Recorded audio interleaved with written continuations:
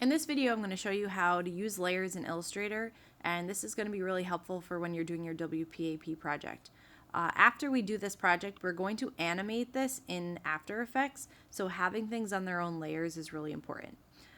You can notice that I have the picture at the bottom, and if we hit the eyedropper, it's the eyeball, it's just like in Photoshop, it will hide it. If you want to lock the layer, you could just click in this space. You'll notice that if you go to use your pen and it has a slash, that means the layer is locked. So you could lock at any of these at any time if you don't want to mess with it. Right now, if I wanted to select one of these shapes, like I could click this and hold shift and select all of them, but that can be difficult and I can accidentally deselect things in the process. So what's nice about having things on layers is you can just hit this circle on the side and then that will select everything that's on that layer. And then everything can be moved at the same time. It's not grouped, it's just clicking on it in one layer. I am going to do a little bit of drawing, so I would take my pen tool. One thing that's important is that you don't want to just, like say I'm trying to do this chin part, don't try to draw the shape exactly because this is just wasting a lot of your time.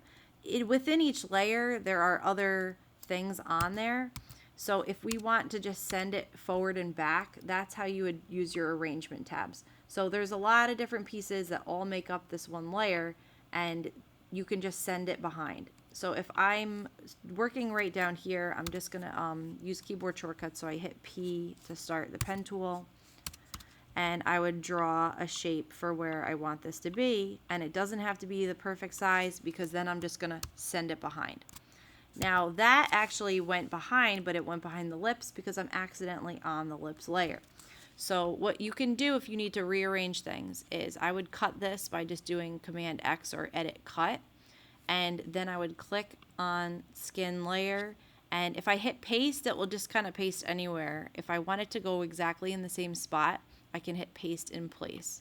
So now that went to the right layer, and if I do the keyboard shortcut to send to back, now it went behind those other pieces.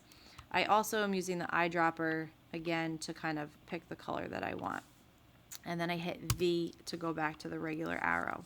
The other thing that I use all the time is the direct selection tool. So that's A on your keyboard, and you can click that to make tiny adjustments, just like other projects that we did. If you didn't already know this, if you hit P and then hover on top of a path, I can add another anchor point. So I hit P, added anchor point, clicked A again, and then now I can kind of maybe adjust this a little bit. I suggest zooming into your project a little bit and making sure that, you know, things line up, and you can tweak it a little bit with this white arrow and just make sure that we don't have a big amount of little gaps and such. Also, when I'm zoomed in really close, I hold the space bar down. That will give you a little hand, and that will allow you to move things around.